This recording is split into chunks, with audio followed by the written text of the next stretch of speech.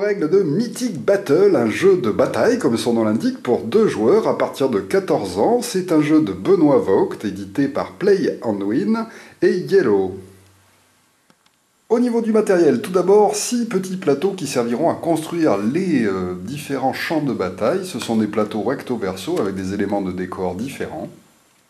Puis nous avons 10 dés spéciaux qui vont de 0 à 5. Ensuite, nous avons un ensemble de jetons unités qui sont recto-verso comme ceci qui présentent la même unité. Effectivement, il y a 34 unités différentes dans le jeu.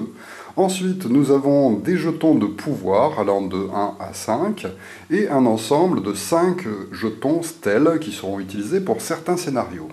Ensuite, nous avons plus de 130 cartes avec soit un dos blanc, soit un dos gris. Et pour finir, un livret de règles ainsi qu'un petit recueil de scénarios en fait, qui permettent de faire une campagne se suivant sur plusieurs scénarios et vous faisant découvrir les règles au fur et à mesure des parties. Alors ensuite, avant de commencer la partie, il vous faudra préalablement faire un peu de tri dans les cartes. Alors, dans les cartes grises, vous allez trouver 2 types de cartes. Vous avez des cartes Art de la guerre, qui se présentent comme ceci en rouge, et des cartes représentant un personnage avec son nom. On va donc faire un tas avec les Arts de la guerre et un tas avec les autres cartes. Dans ces autres cartes, vous allez trouver des cartes stèles que vous allez pouvoir retirer du jeu pour le moment. Et les autres cartes sont des cartes de manœuvre. Elles représentent une unité particulière avec son nom marqué dessous. Et il y a un petit symbole en général à côté du nom qui correspond à la faction à laquelle l'unité appartient. Alors il y a plusieurs cartes identiques de chaque type d'unité, nous verrons pourquoi dans les manœuvres. C'est toujours, je vous le rappelle, les cartes à dos gris. Et vous allez pouvoir les séparer entre ceux qui ont un symbole de chouette, ce sont les unités appartenant à la faction Athéna, ceux qui ont un symbole de crâne appartenant à la faction Hadès, et ceux qui n'ont pas de symbole, qui ont une espèce de rond comme ça, qui sont des unités neutres.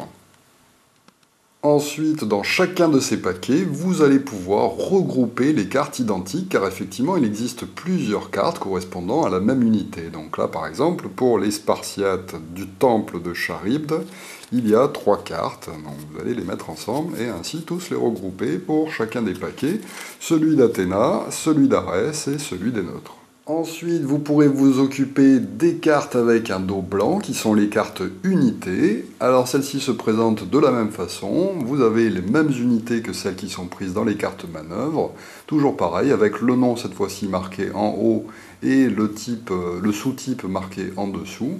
Vous allez donc aussi les regrouper dans chacune des 3 catégories, Athéna, Arès et Nôtre. Alors, pendant le jeu, les unités vont se présenter sous la forme de jetons qui s'affronteront sur le champ de bataille. Pour chacune de ces unités représentées, vous avez donc des cartes de manœuvre ainsi que des cartes unités. Alors, quel est donc le but du jeu? Eh bien, vous l'aurez compris, ça va être de faire une bataille contre l'autre joueur afin de l'emporter et de réduire la plupart du temps son armée à 3 unités, mais ça va un peu dépendre des scénarios que vous allez choisir. Effectivement, Mythic Battle vous permet de créer vos propres scénarios, c'est-à-dire de créer vos propres terrains de jeu grâce aux plaquettes formant le terrain, et ensuite de fabriquer soi-même votre propre armée en utilisant les cartes. Mais je reviendrai sur cette possibilité en fin de partie, et pour l'instant nous allons nous concentrer en fait sur les scénarios d'initiation afin de bien comprendre tous les mécanismes du jeu. Alors, si vous utilisez les règles d'initiation, vous allez pouvoir prendre les scénarios un par un dans l'ordre dans lequel ils se présentent sur ce petit livret de campagne. Mais vous pouvez aussi décider de faire un des scénarios au hasard en utilisant la disposition de terrain présentée et en utilisant les armées qui sont déjà constituées pour chacun des 2 joueurs. Alors, si on choisit par exemple le scénario 1, il y a présenté à chaque fois comment va être constitué le plateau en début de partie. Au-dessus du plateau, il y a marqué en fait les tuiles qu'il vous faudra utiliser pour le fabriquer. Le numéro des plateaux est indiqué dans le coin, comme ceci, des plateaux. La plupart du temps, les champs de bataille sont constitués par l'assemblage de 4 mini-plateaux, comme ceci, et que vous disposerez bien sûr comme sur le plan. Chaque joueur choisira ensuite son camp et prendra les unités qui sont marquées sur le scénario. Donc là, par exemple, pour Athéna, il lui faudra 3 unités toxotes, 3 unités hoplites et 2 unités gymnètes. Effectivement, il existe plusieurs unités avec le même nom, mais par contre qui appartiennent à des factions différentes avec des dessins différents. Pour chacune de vos unités, vous récupérerez donc le jeton correspondant pour pouvoir le déplacer sur le champ de bataille, ainsi que les cartes manœuvres, qui, je vous le rappelle, ont un dos gris, et les cartes unités, qui, elles, ont un dos blanc. Alors les cartes unités, vous allez les laisser face visible sur la table devant vous, alors que les autres, vous allez pouvoir les mettre dans une main. Chacune des unités en jeu a des cartes unités avec un chiffre en haut à gauche différent, effectivement. Donc il peut y avoir plus de 3 cartes. Là, c'est un exemple avec les toxotes qui ont 3 cartes. Et à chaque fois, il y a marqué de 1 jusqu'à plus. Donc si par exemple il y avait 5 cartes, eh bien il y aurait marqué 1, 2, 3, 4, 5. On va les classer en mettant le plus gros chiffre sur le dessus et le plus petit en dessous. Donc là, par exemple, comme cela. Et on va les placer face visible devant soi, de façon à savoir que cette unité étant en parfait état en début de partie, elle a 3 points de vitalité. Effectivement, ceci représente les points de vie un peu de l'unité. À chaque fois qu'elle prendra des dégâts, on enlèvera la carte et on la replacera dessous, en fait, jusqu'à ce que l'unité soit détruite lorsqu'on fera disparaître la dernière carte présentant de la vitalité. À ce moment-là, on pourra retourner le paquet de cartes et enlever l'unité du plateau de jeu, elle sera détruite. Voilà par exemple comment seraient disposées vos cartes, avec tout d'abord vos toxotes, vos hoplites et vos gymnètes. Alors, les toxotes ont une force maximum de 3, donc c'est les cartes 3 qui sont visibles. Les hoplites ont une force de 4, c'est donc les cartes 4 qui sont visibles. Et les gymnètes ayant une vitalité de 2, eh bien il n'y a que 2 cartes et la 2 est visible. Toutes les autres cartes manœuvres qui sont derrière, une fois que vous les avez bien sélectionnées, vont toutes être regroupées en un seul tas. Ensuite, vous prendrez le paquet de cartes Art de la guerre, vous allez en récupérer 10 par joueur, et vous allez pouvoir mélanger ces cartes Art de la guerre avec vos cartes de manœuvre qu'on a toutes regroupées. Alors attention, en réalité, dans le scénario d'initiation numéro 1, on n'utilise pas ces cartes de manœuvre. Donc il n'y a donc pas besoin de les utiliser, on utilise uniquement les cartes d'unité. Mais là, pour les besoins de l'explication, je vais utiliser les cartes de manœuvre qui sont les règles normales du jeu. Voilà donc à quoi devrait ressembler votre jeu avant de débuter la partie. Vous avez donc vos cartes d'unité, vos cartes manœuvre et art de la guerre qui sont bien mélangées, les dés qui sont placés à côté avec les jetons de pouvoir, et le plateau avec vos 2 zones de déploiement. Effectivement, dans le scénario, il y a indiqué que les 2 premières rangées du plateau se trouvant au-dessus appartiennent au camp Athéna, alors que les 2 rangées de l'autre côté du plateau seront la zone de déploiement du joueur Hadès. Ensuite, on va passer au placement des unités. Les 2 joueurs vont lancer chacun un dé. Celui qui fait le plus gros chiffre va commencer en plaçant un de ses jetons unités dans sa zone de déploiement, c'est-à-dire sur une des cases présentes sur les 2 rangées en face de lui. Son adversaire fait de même, choisit un de ses jetons et le pose sur n'importe quelle case, et ensuite c'est à nouveau au premier joueur de placer une autre unité, et ainsi de suite jusqu'à ce qu'on ait placé toutes les unités en jeu. Alors pensez à bien placer vos unités dans votre direction, de façon à ne pas confondre avec les pions de l'adversaire, chacun les met en face de lui. Enfin, chaque joueur va piocher 7 cartes sur le dessus de son paquet de cartes manœuvre après l'avoir bien mélangé. Si dans cette main initiale de 7 cartes, il y a des cartes Art de la guerre, elles vont être immédiatement placées face visible devant ce joueur. Donc là, par exemple, j'en ai 3 en main, je les place comme ceci, les autres restent dans ma main. Et ensuite, le jeu peut enfin démarrer par le premier joueur, qui va pouvoir réaliser les 3 actions qu'il doit faire pendant son tour. Une fois qu'il aura terminé, ce sera au tour du joueur suivant, et ainsi de suite jusqu'à la fin de la partie, c'est-à-dire jusqu'à ce qu'il ne reste plus chez un adversaire que 3 unités encore sur le plateau, toutes les autres ayant été détruites. Le tour d'un joueur se déroule comme ceci. D'abord, il va piocher 3 cartes sur le dessus du paquet qu'il va pouvoir ajouter à sa main. Il va immédiatement ensuite, en deuxième phase, prendre toutes les cartes art de la guerre et les poser face visible devant lui. Et ensuite, il va pouvoir activer des unités. Lorsqu'il aura terminé ses activations d'unités, eh bien, on passera au tour du joueur suivant qui fera la même chose et ainsi de suite jusqu'à la fin de la partie.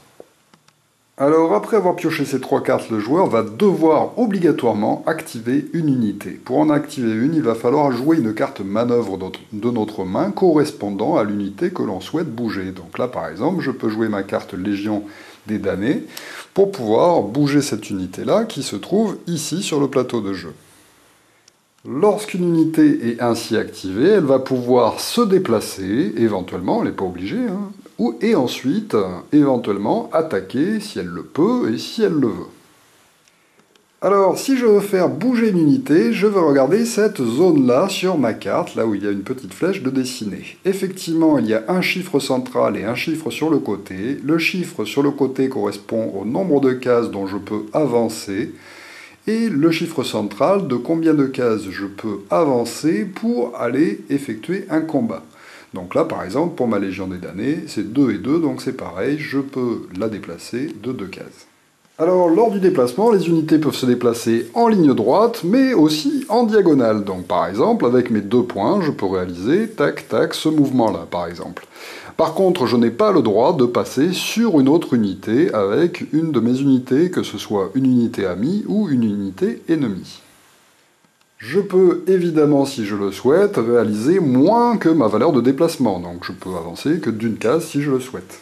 Alors attention, certains éléments du plateau de jeu ont des petits symboles. Ce symbole-là avec une croix indique que ce terrain est infranchissable, et c'est-à-dire qu'on ne peut pas y passer ni s'y arrêter. Donc là par exemple, je suis obligé de passer à côté, mais je ne peux carrément pas aller dans cette case. Ensuite, il existe des cases de forêt avec ce petit symbole. Quand une unité entre dans une case de forêt, malheureusement, elle a un malus de -1 sur le reste de ce déplacement. Donc là, par exemple, il avait 2 cases pour la Légion des damnés. J'entre en utilisant un point de mouvement. Le deuxième point de mouvement est malheureusement retranché à cause de la forêt. Je ne pourrai pas l'utiliser. C'est seulement au tour d'après que je pourrai éventuellement sortir de la forêt. Il existe aussi des symboles de crevasses. Sur les crevasses, eh bien c'est pareil, les unités ne peuvent carrément pas y aller, on sera obligé de faire le tour. Alors attention, une case est considérée comme étant une crevasse, une forêt ou quoi que ce soit d'autre, que s'il y a un symbole de dessiné sur la case en particulier. Là par exemple, mon unité a le droit d'aller sur cette case, qui n'est pas une crevasse, car il n'y a pas le symbole. Par contre, elle ne peut pas aller sur celle-ci. Pour les autres symboles qui correspondent aux collines et aux ruines qui se trouvent sur d'autres plateaux, eh bien il n'y a pas d'obstacle au déplacement, donc on se déplace normalement dessus. Alors attention, il existe dans le jeu des unités volantes. Il n'y en a pas dans ce premier scénario, mais il y en a dans d'autres. Les unités volantes se fichent du terrain. Elles peuvent parfaitement passer par-dessus d'autres unités pour atterrir ailleurs sur une case libre par contre, et elles peuvent passer par-dessus n'importe quel obstacle, à condition de ne pas s'y arrêter et de s'arrêter sur une case libre plus loin. Alors ensuite, après m'être déplacé ou non, je peux décider d'attaquer ou non des unités qui se trouvent adjacentes à l'unité que j'ai activée. Donc il faudrait que ce soit une unité qui se trouve sur une case autour d'elle. Donc là malheureusement, en début de partie évidemment, j'ai avancé, il n'y a pas de combat possible au contact. Soit une attaque à distance en regardant les valeurs présentes sur la carte correspondant à l'unité bougée. Pour la distance à laquelle une unité peut éventuellement attaquer à distance, eh bien, on va regarder cette case où il y a un arc de représenté, et on va regarder le petit chiffre qui est dessiné dans le petit rond en dessous. C'est la portée éventuelle de l'attaque. Donc là, par exemple, 0 et 0, eh bien, ça veut dire que cette unité ne peut pas attaquer à distance, tout simplement. Pour reprendre mon exemple, j'ai donc décidé d'avancer seulement d'une case l'unité que j'ai activée, je ne peux pas faire d'attaque avec, et maintenant je vais décider est-ce que je souhaite activer une deuxième unité. Et là, c'est optionnel. Effectivement, la première unité, on est obligé de la bouger, et par contre, on choisit si on veut en bouger une autre, toujours pareil, à partir des cartes que l'on a en main. Donc imaginons que j'ai envie de jouer par exemple les artilleurs damnés, eh bien j'ai le droit de jouer une seconde carte d'artilleurs damnés, mais à une condition, il va falloir que je paye une carte art de la guerre pour avoir droit de jouer cette deuxième unité. Là, j'ai des cartes art de la guerre de poser devant moi. Je décide donc d'en défausser une dans la défausse que l'on placera à côté de ma pile de pioches. Et je peux donc jouer cette unité de façon normale. Mes artilleurs damnés, je regarde sur la carte leur déplacement, ils peuvent se déplacer de 2 cases ou bien que d'une seule case s'ils souhaitent attaquer. Donc là, pour l'instant, ils décident d'avancer de 2 cases pour arriver ici, par exemple. Je peux regarder, lorsque je les active, leur distance de tir. Donc eux, ils peuvent tirer jusqu'à 3 cases. C'est le petit chiffre qui est marqué en dessous. Par contre, si je bouge de 2 cases lors du mouvement, je ne pourrai pas réaliser cette attaque. Si je veux pouvoir tirer, il faudra que j'avance uniquement d'une seule case. Là, comme je suis encore trop loin de mes ennemis, je décide donc de les avancer de 2 cases et de ne pas tirer sur eux. Ensuite, je peux décider d'activer encore une unité si je le souhaite. Donc par exemple, encore des artilleurs damnés, mais cette fois-ci, ceux-là. Effectivement, dans le jeu, on n'aura jamais le droit d'activer 2 fois la même unité, même si on a les 2 cartes en main. Donc de toute façon, c'est pour ça qu'on laisse devant soi en fait les cartes des unités qu'on a activées lors de ce tour, pour se rappeler de ne jamais jouer 2 fois la même. Donc là, je décide de jouer mes artilleurs damnés encore une fois, mais pour avoir le droit de la jouer, il va falloir cette fois-ci que je paye 2 cartes, car j'ai déjà activé 2 unités. À chaque fois qu'on en active une nouvelle pendant un tour, on doit payer en carte art de la guerre autant de cartes que d'unités déjà activées. Si je souhaite en jouer une 4e, il faudra donc que je paye 3 cartes art de la guerre. Donc là, j'ai suffisamment pour payer encore 2 cartes pour activer ces artilleurs damnés, que je décide d'avancer de 2 cases sur le plateau de jeu, et de ne pas faire attaquer. Et ensuite, je ne peux pas jouer de 4e carte, car là, ça me coûterait 4 cartes art de la guerre, et malheureusement, il ne m'en reste plus que 2. Mon tour se termine donc, je vais pouvoir défausser les cartes des unités que j'ai activées pour ce tour, et ensuite j'ai éventuellement le choix, si je le souhaite, à chaque fin de tour, de défausser 3 cartes art de la guerre pour les replacer sous mon paquet de cartes, afin de piocher 2 nouvelles cartes à mettre en main avant que ça soit à mon adversaire de jouer. Là, je n'ai que 2 arts de la guerre me restant, je ne réalise donc pas cette action spéciale, et j'annonce que mon tour est terminé, on passe au tour du joueur suivant. Alors, attention, à la fin de son tour, il faudra aussi vérifier que l'on n'ait pas plus de 7 cartes en main. Si jamais c'est le cas, il faudra défausser les cartes excédentaires au-delà de 7. Mon adversaire joue donc son tour normalement, et c'est à nouveau à moi de jouer. Je commence toujours en piochant 3 nouvelles cartes sur le dessus de mon paquet. Si je pioche des cartes art de la guerre, je les place devant moi, mais ce n'est pas le cas, et ensuite je peux réaliser ma première action.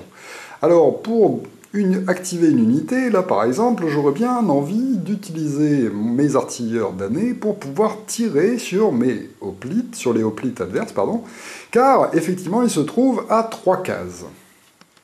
Mes artilleurs damnés ont une distance de tir de 3, c'est toujours le petit rond blanc qui est marqué en dessous de l'endroit où il y a un arc.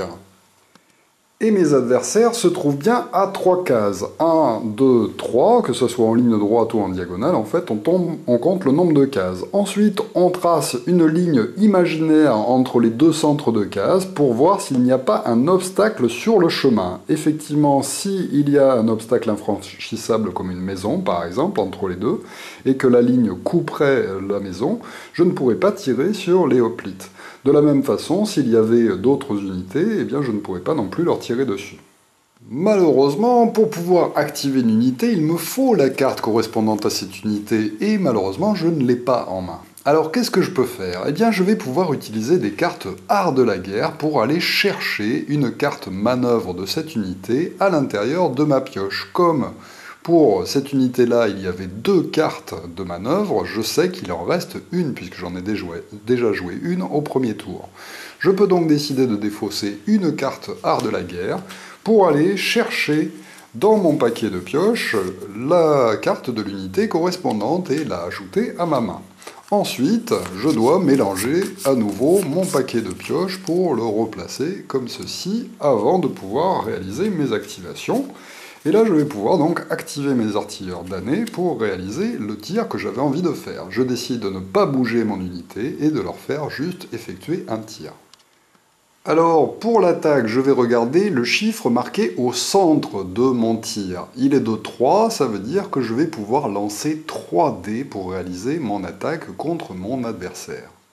Je vérifie ensuite qu'il n'y ait pas d'endroits spécifiques qui agissent sur mon attaque. Donc là, par exemple, les hoplites sont sur une colline. Mais les collines n'apportent aucune protection contre une attaque à distance. Donc je vais pouvoir très bien attaquer avec mes 3 dés, mais les hoplites adverses. On va alors regarder la défense de l'unité que j'attaque. C'est ce petit bouclier qui est dessiné ici, et le chiffre indique combien de points je devrais obtenir sur un lancer de dés pour pouvoir toucher cette unité.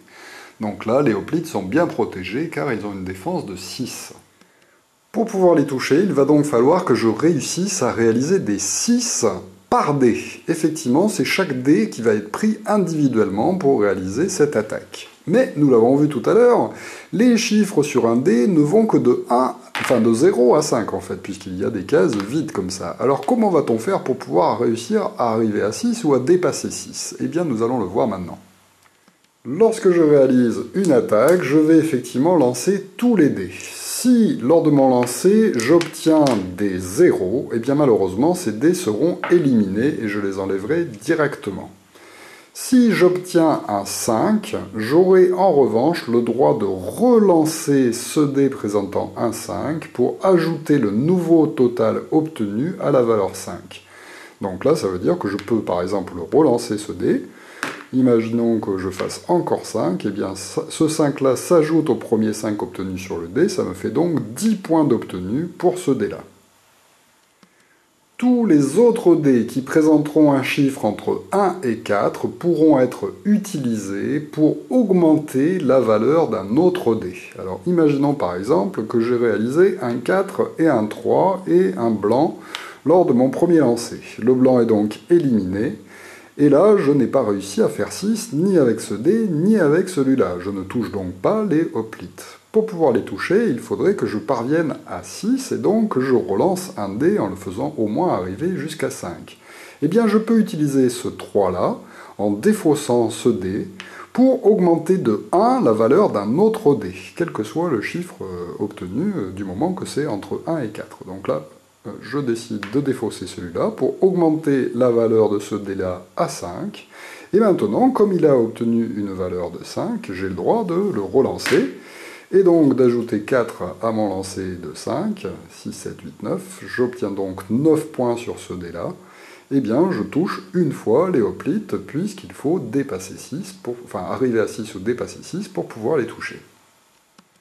Lorsqu'une unité est ainsi touchée, eh bien on va enlever une carte sur le dessus du paquet de cartes unité par dégâts que j'ai infligés. Donc là par exemple je n'ai infligé qu'un seul dégât, je prends donc que la carte du dessus qui a une valeur de 4 et je vais la glisser sous le paquet, je peux même la mettre face cachée si je souhaite.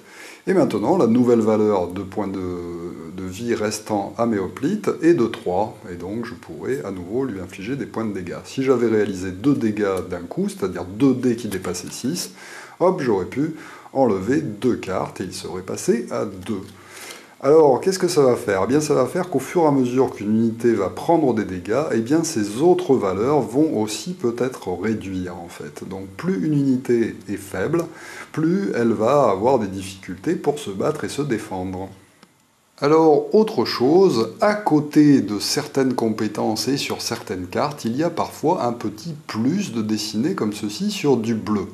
Et là, c'est le cas pour mes artilleurs damnés, à côté du 3, c'est-à-dire du nombre de dés que je lance en attaque à distance. Eh bien, qu'est-ce que ça veut dire? Ça veut dire que je vais pouvoir augmenter de 1 la valeur qui est marquée, c'est-à-dire au lieu d'utiliser 3 dés pour une attaque, utiliser 4 dés, mais à condition de dépenser des points de pouvoir. Alors, qu'est-ce que sont les points de pouvoir? Eh bien, c'est ces petits jetons qu'on a placés de côté en début de partie. Au début de la partie, on n'en a pas. Et pour pouvoir en gagner, eh bien, comment faut-il faire? Tout simplement en se défaussant de cartes art de la guerre à n'importe quel moment du jeu. Je peux donc décider à tout moment de défausser une carte art de la guerre pour récupérer 2 points de pouvoir. Et ensuite, je pourrais utiliser ces points de pouvoir pour faire augmenter des caractéristiques de cette manière. Pour reprendre notre exemple, avant de réaliser mon attaque, je pourrais décider de dépenser un point de pouvoir, donc de défausser un jeton 2 pour récupérer un jeton 1 par exemple, afin de pouvoir lancer un dé de plus en attaque à distance sur les hoplites. Je lance donc 4 dés pour mon attaque, j'ai réalisé un 5 que je pourrais relancer, j'ai eu un 4 que je peux augmenter avec un autre dé, j'enlève donc celui-ci pour faire augmenter celui-là à 5, et ensuite je peux relancer ces 2 dés. Hop, au premier 5, il y a un 1 qui s'ajoute, ça fait donc 6. Au deuxième 5, il y a un 2 qui s'ajoute, ça fait donc 7. J'ai donc réussi à toucher 2 fois mes hoplites. Ce dé-là, j'aurais pu l'utiliser pour augmenter encore la valeur d'un dé, par exemple à 3, ici. Mais ça ne sert à rien, puisque de toute façon, je suis déjà arrivé à 6. J'inflige donc 2 dégâts au hoplite, et il va donc retirer les 2 cartes du dessus de son paquet hoplite.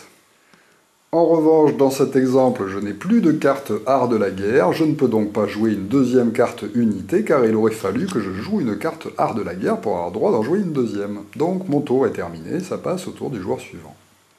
Alors, puisque nous en sommes au tir, attention, une unité ne peut tirer sur une unité adverse que si elle n'est pas en plein combat. C'est-à-dire que si jamais une unité adverse se trouve sur une case adjacente à l'unité qui souhaite tirer, eh bien celle-ci ne peut pas tirer, effectivement, elle est en train de se battre avec l'unité qui se trouve à côté. Pour le combat au contact, ça se déroule à peu près de la même manière, sauf qu'évidemment, il faut venir au contact d'un adversaire pour pouvoir l'attaquer. Donc en imaginant que ça soit à mon adversaire de jouer et qu'il active l'unité de hoplite qui se trouve ici, celle-ci peut avancer de 2 cases sans combattre, ou bien avancer d'une case en combattant. Elle décide donc d'avancer d'une case par exemple ici, et d'effectuer une attaque au contact, car en diagonale, les attaques fonctionnent aussi au contact. Cette fois-ci, au contact, on va regarder cette valeur ici, où il y a une espèce de glaive en travers. Il y a 4, c'est donc le nombre de dés que lancent les hoplites. Ils vont lancer 4 dés pour cette attaque. Il n'y a pas de petit plus présent à côté, comme pour leur tir, par exemple. Ils ne pourront donc pas ajouter un dé en dépensant des points de pouvoir. C'est 4 au maximum. Mes artilleurs damnés ont une défense de 4. Il devra donc réussir à atteindre au moins 4 avec un dé pour pouvoir me toucher. Mais attention, il y a un petit plus de dessiné sur mes artilleurs. Qu'est-ce que ça veut dire? Que je peux dépenser un point de pouvoir pour augmenter cette défense. Il me reste un point de pouvoir à dépenser. Je vais donc immédiatement l'utiliser pour augmenter ma défense à 5. Je ne peux, à chaque fois qu'il y a un plus, utiliser qu'un seul point de pouvoir pour faire une augmentation seulement de 1. Donc mon adversaire devra réaliser des 5 pour me toucher. Il lance donc ses 4 dés, il a réalisé un 5, il a réalisé un 4 qu'il peut décider d'augmenter en défaussant ce dé-là pour le faire passer à 5. Et il lui reste un 2 pour pouvoir encore faire augmenter quelque chose, mais comme ce n'est pas 5 sur ce dé, il ne peut pas le relancer, et de toute façon, il suffit d'atteindre 5 pour que ce soit valable. Il ne relance donc pas ce dé, et touche 2 fois mes pauvres artilleurs damnés. Alors attention, lorsqu'une unité se fait attaquer au contact, et ça ne marche que dans ce cas-là, elle peut décider de contre-attaquer, c'est-à-dire d'attaquer en même temps que son adversaire. Pour pouvoir ce faire, il faudra pouvoir défausser une carte manœuvre qui correspond à l'unité qui se fait attaquer. Donc si en main il me reste une carte artilleur damné, eh bien je peux très bien décider de la jouer pour contre-attaquer. À ce moment-là, les deux attaques vont se réaliser simultanément entre les joueurs. Ils vont donc chacun lancer des dés de leur côté et infliger simultanément des dégâts à leur adversaire. Attention, je vous rappelle qu'on peut toujours aller chercher des cartes dans son paquet de pioches. Donc par exemple, si mes artilleurs damnés se font attaquer, au moment où mon adversaire déclare son attaque, et juste avant qu'il ne réalise cette attaque, je peux décider d'utiliser une carte art de la guerre pour aller chercher à l'intérieur du paquet la carte des artilleurs damnés, à condition bien sûr qu'il y en ait une. Parce qu'il faut se rappeler que eux, par exemple, n'ont que 2 cartes de manœuvre, et que si elles sont déjà dans la défausse, eh bien malheureusement je ne pourrai pas la trouver. Et donc je peux très bien réaliser ça pendant le tour de l'adversaire, et donc immédiatement jouer la carte en fait pour réaliser la contre-attaque. Autre possibilité, en se faisant attaquer au contact, on peut décider d'utiliser une autre unité adjacente à l'unité attaquée pour prendre sa place et prendre les dégâts à sa place. Mais ce choix-là a un coût, ça va effectivement coûter 2 points de pouvoir au joueur qui décide de l'utiliser. Donc imaginons que j'ai une unité adjacente à la mienne, alors elle peut être n'importe où, même comme ceci. Eh bien je peux dépenser 2 points de pouvoir et les remettre dans la banque pour déclarer cette unité-là comme supportant l'attaque de mon adversaire. Il va donc utiliser les valeurs de cette unité-là au lieu de celle-ci, et les points de dégâts seront infligés à cette unité. Alors attention, si je décide de défendre une unité comme ceci alliée qui est attaquée par un autre, eh bien en plus je peux même réaliser une contre-attaque à condition d'avoir la carte correspondante à l'unité qui défend. Donc là, en jouant par exemple une carte de la Légion des Damnés, eh bien j'effectuerai une attaque contre les hoplites en même temps que lui m'en infligera une.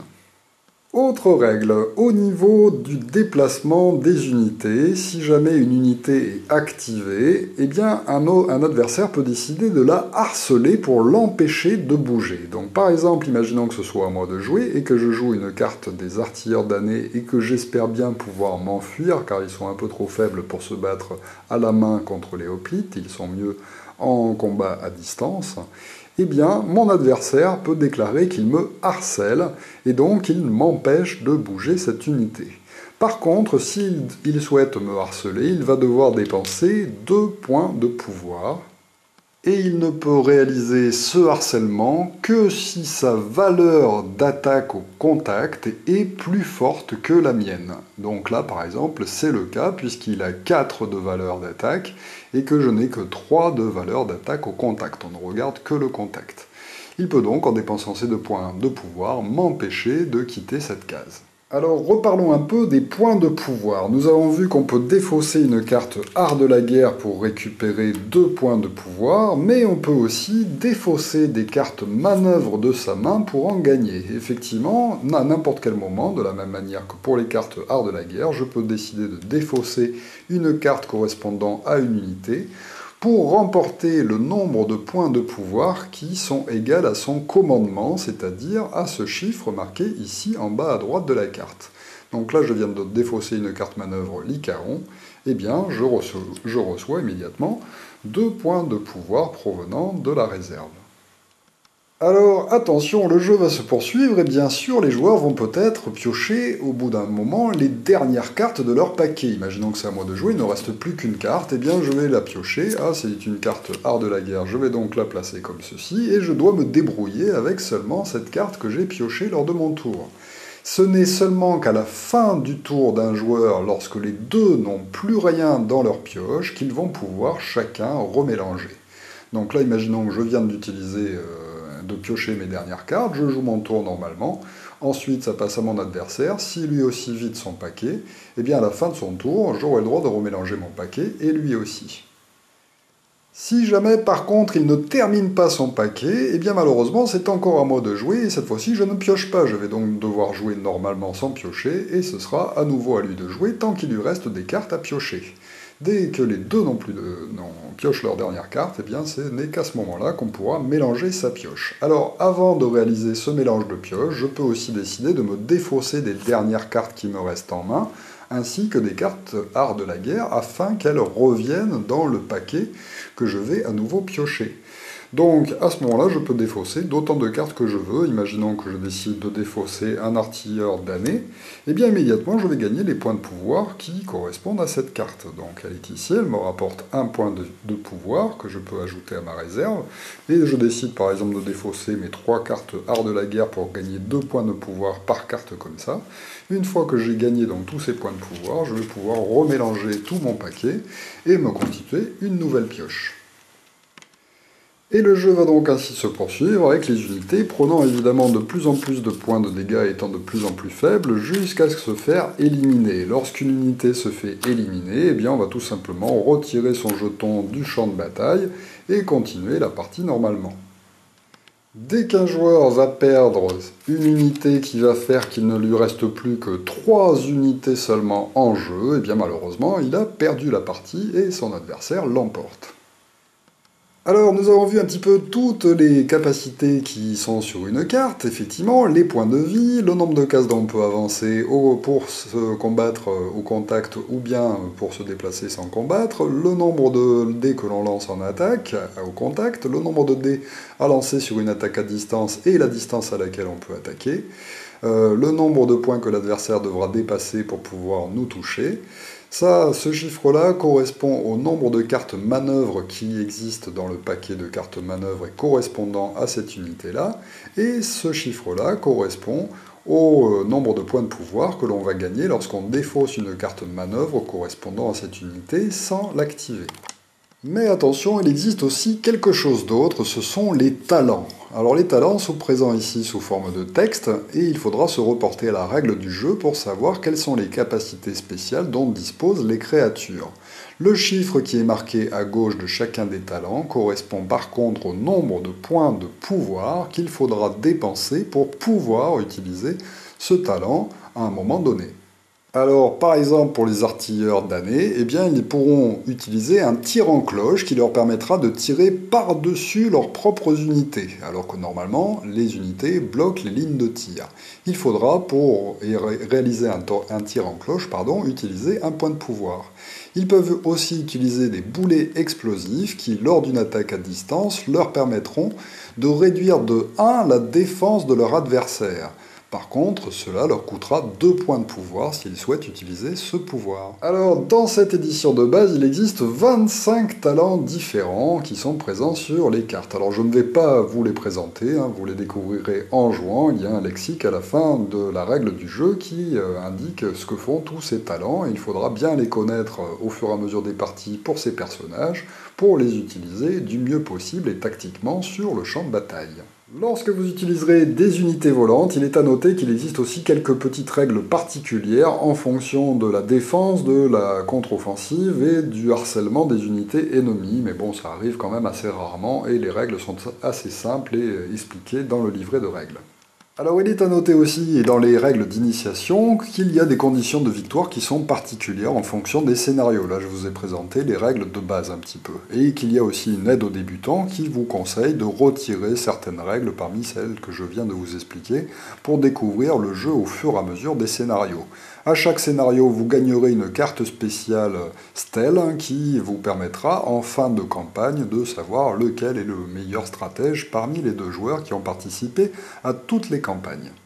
Alors une fois que vous aurez fait quelques parties d'initiation avec les scénarios déjà prévus et les armées déjà constituées, vous pourrez décider de faire des batailles en constituant vous-même vos armées. À ce moment-là, vous regarderez sur les cartes unités, un joueur choisira le camp Athéna, l'autre joueur choisira le camp Hadès, vous prendrez toutes les cartes correspondantes et vous fabriquerez votre propre armée en dépensant 100 points. Ces points, vous allez les dépenser avec le petit chiffre qui est marqué sur les cartes des différentes unités. Donc là, par exemple, les artilleurs damnés ont un coût de 4 pour pouvoir être achetés dans une armée avant le début d'une partie. Donc vous allez cumuler tous les points en fait des différentes unités que vous achetez jusqu'à arriver à un total de 100 ou un total s'approchant le plus possible de 100. Et lorsque vous l'aurez fait, eh bien, vous pourrez sortir ces unités-là et combattre avec elles. Lorsque vous fabriquerez vos armées, vous serez cependant obligé d'avoir au minimum 5 unités dans votre camp et au maximum 10 unités dans votre camp. Ensuite, on lancera les dés pour savoir quel sera le joueur qui commencera. Celui qui commence va être chargé de fabriquer le plateau en utilisant 4 parties de plateau comme il le souhaite. Il le dispose de la manière qui lui plaît en fait en 4, comme ceci. Et c'est son adversaire qui choisira les zones de déploiement qui doivent se trouver l'une en face de l'autre sur les 2 premières rangées.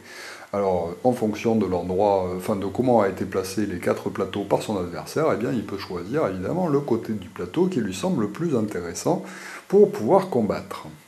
Voilà donc pour Mythic Battle, un excellent jeu de bataille, assez original avec son principe de cartes pour pouvoir activer les unités. Alors les cartes sont assez magnifiques, il y a de chouettes dessins qui ont été réalisés par Loïc Musy et qui présentent un petit peu plein de personnages mythiques ou fantastiques de cette époque de la mythologie grecque. Donc nous avons un énorme paquet d'unités parmi lesquelles choisir les meilleurs pour pouvoir combattre au mieux contre son adversaire. Voilà, merci de m'avoir suivi et à très bientôt pour une nouvelle règle de jeu. Au revoir.